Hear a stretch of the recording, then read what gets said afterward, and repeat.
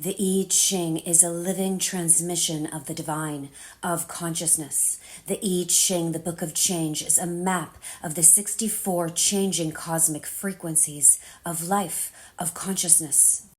This is an ancient wisdom from thousands of years ago that was used to track and harmonize with the forces of nature in order to guide the people, an empire, a civilization. In the 1960s, humanity discovered the 64 genetic codons, our DNA. Magically, they have the same mathematical formula, the same exact geometry as the 64 I Chings.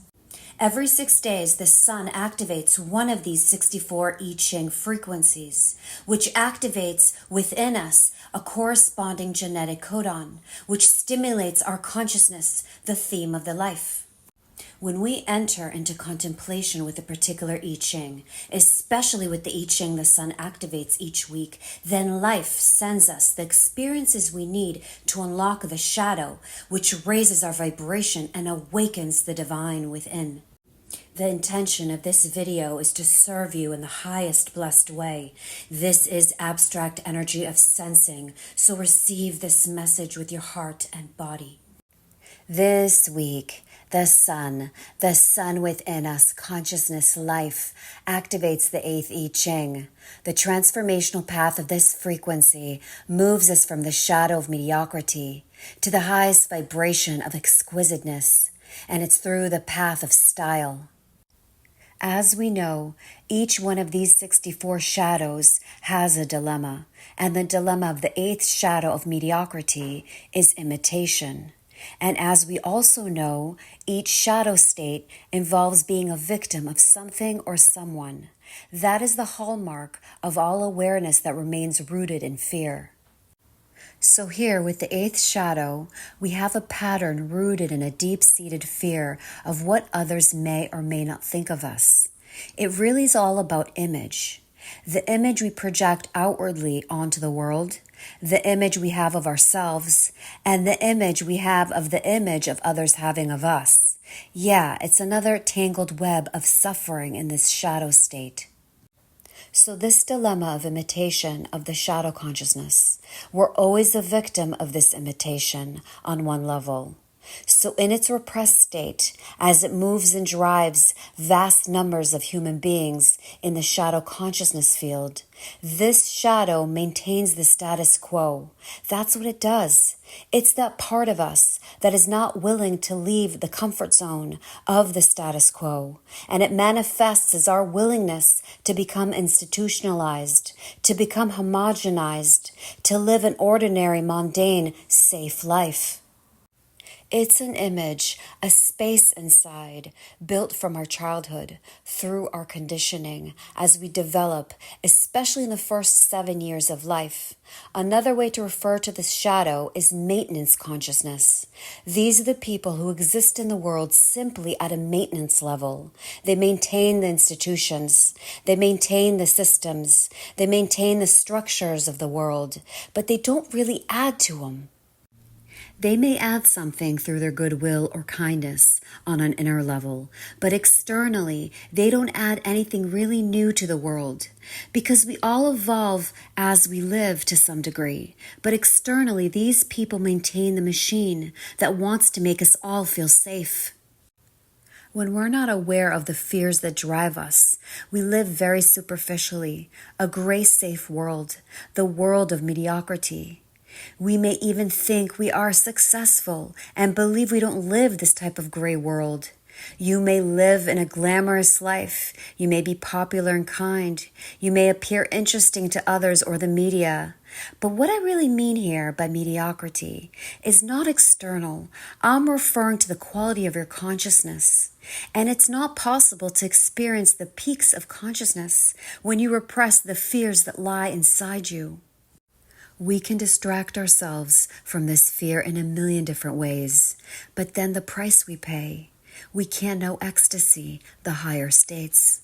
And there are billions of people across our planet, and so few of them remember this ecstasy that was present all around us as a young child, that light that every child emanates. in which gradually over time, through education, through our upbringing, through the local and global conditioning, that light grows dim.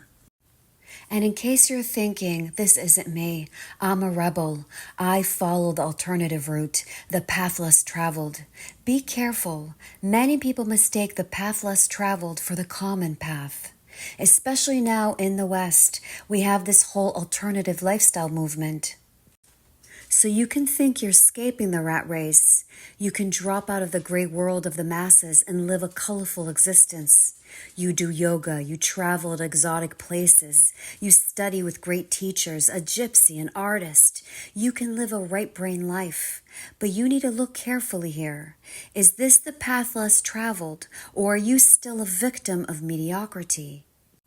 By this I mean, are you reacting to mediocrity? Is life a reaction to not wanting to be mediocre?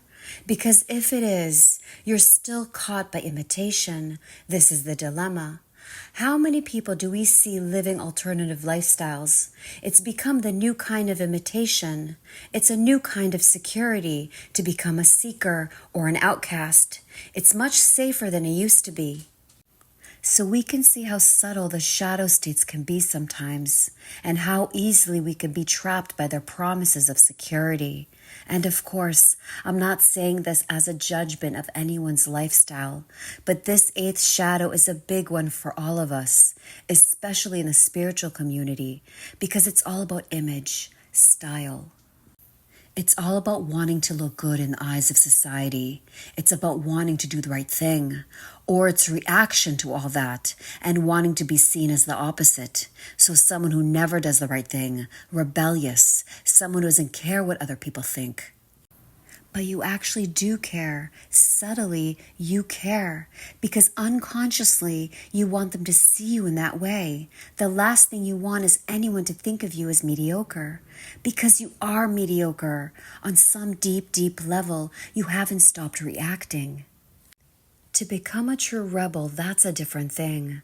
Because if you're not a true rebel, you become a victim of mediocrity. I hope you could see it, what I'm getting at here.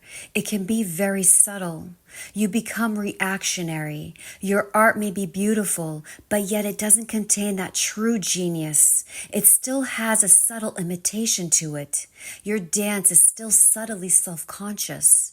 Your music doesn't quite rise to the ecstatic planes.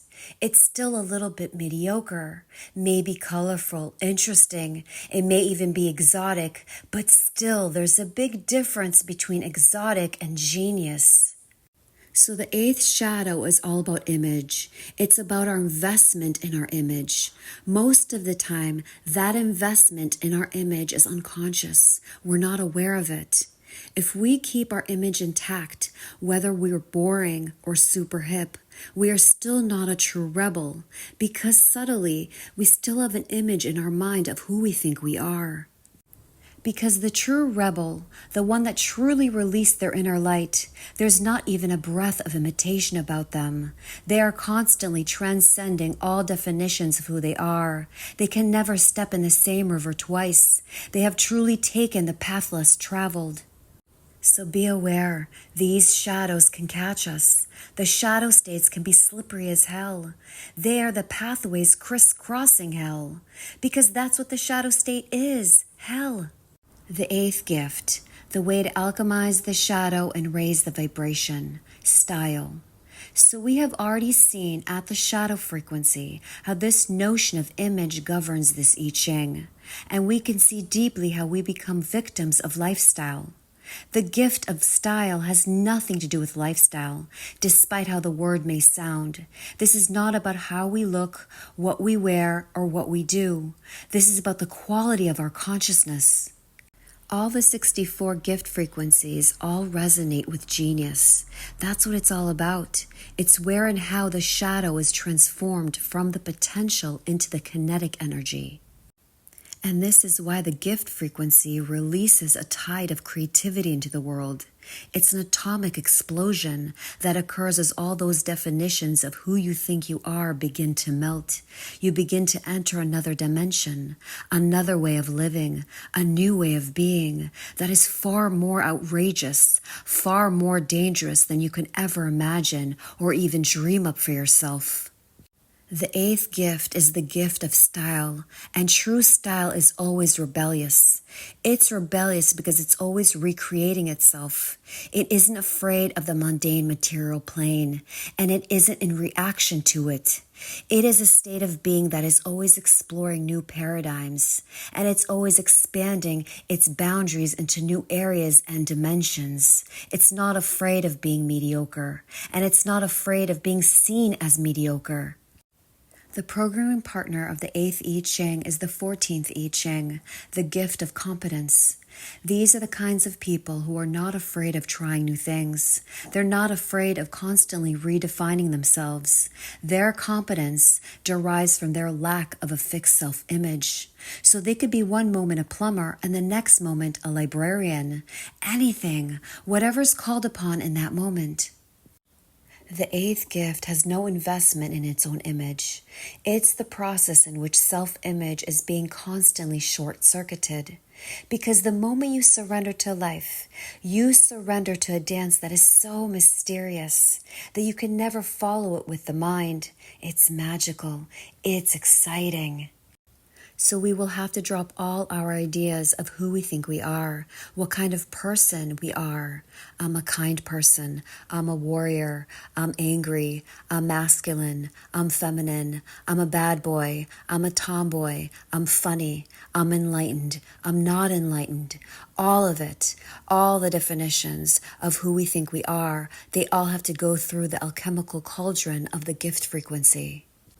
The shadow is imitation, and the genius is non-imitation.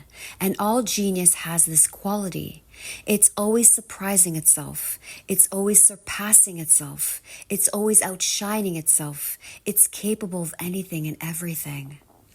If you have the 8th I Ching in a prominent location in your energetic design, then you know what I'm talking about. The 8th I Ching is truly rebellious. At the shadow, it's rebellious to its own image of itself. It won't allow you to rest anywhere with an image of who you think you are. It's your uniqueness, always changing, always a new style. It's not a fixed style. It comes thundering out of the void. It's life itself being playful with itself. So perhaps you can begin to feel the madness of this gift and the level of surrender it demands. And yet all these gifts are a fractal aspect of the whole. So all awakening has to pass through this phase, the phase in which the self-image is short-circuited, dissolved, in which you constantly confuse your own mind with the paradox of your own existence. So ask yourself how surrendered you really are. What would you give up? Would you give up your alternative lifestyle if the calling came? Return to the world of mediocrity? How mad are you really? The gift of style bridges paradoxes. It unites the extremes. It unifies male and female by raising our ideas of what they are mentally and emotionally, and it shows us how to live them internally. And as you emanate this rebellious spirit, this great inner light, then you begin to radiate your true style. And that's something beyond words, because that style is your radiance, your aura. It's the vibration of your voice, the love in your eyes. You allow yourself to rest in the uncertainty and the vulnerability of life. The gift of style invites us to be in the world all the way, rather than in reaction to it. And these are the people who may lead deeply rebellious inner life, but may lead utterly normal outer lives. Because we should not fear mediocrity, as long as our heart is open and singing. We no longer need to react to it, and therefore find ourselves at odds with the status quo as an outsider. True style is found in the marketplace, living as an example, as a true rebellious human being, unchained by external definitions and free from conditioning, ancestral or cultural. True style is happy to merge with the masses, yet it can never be missed. It's so beautiful and unusual, with its creative uniqueness and open-heartedness. So as this I Ching says, true style is more than skin deep. It goes all the way down to the source. The eighth city, the highest vibration, exquisiteness. We tend to think of style as something fixed, yet here in the eighth I Ching, it's describing the continual spin of consciousness as it surprises itself by mutating at every living moment. So this constant inner and outer pouring of the mystery is literally brought to its peak here in the eighth city, the city of exquisiteness. Imagine a diamond as a metaphor. It's a symbol for exquisiteness. A diamond is multifaceted, just as the self, but it's also one, indivisibly beautiful. It's also rare, unique, and it's geometrically perfect. The original name of this eighth I Ching, this hexagram, this frequency, is holding together. The universe is held together by this exquisite, invincible unity. And yet on its own, the diamond is not enough of a symbol to convey the other side of the city. The eighth city also conveys the feminine, the quality of flow, of water, because a diamond is brittle, just like the individual who doesn't know its true nature, of being one with all there is. On its own, it's brittle. But the other side, the paradox, it's collective, it's fluid, it's ever-changing, it's curving, it's unpredictable, it's yielding, it's water. It attracts no karma, no attention, no thoughts, no opposition. It's an element that rests in the oneness, in the hands of the divine, hanging in infinity. The eighth city is completely a rest, the ultimate rebellion, to do nothing. You become the anti-rebel. Here you have moved beyond the game of rebellion and individuality. You enter the paradox, and in discovering who you truly are, you simultaneously lose yourself. You become everything and everyone. You become the collective, dissolving into the one. I empower you this week to create space, get to higher awareness, notice your thoughts, feel all the sensations fully that come up in the body, shine the light of awareness to imitation, anything that doesn't feel like your truth. Feel the sensation deeply, breathe in, breathe out. Remember, love yourself and choose to be blessed.